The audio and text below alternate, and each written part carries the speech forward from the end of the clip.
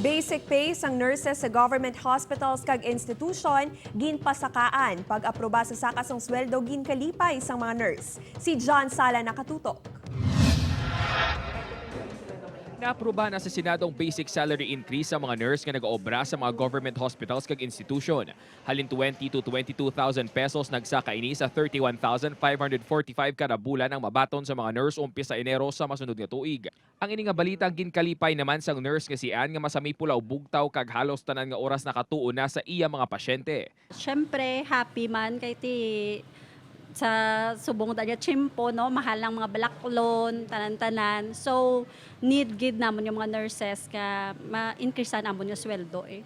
Bangod man sinimas nangin porsigido nga makatapos sa pag-eskwela ang second-year nursing student nga sanday Gianna kag Johanna.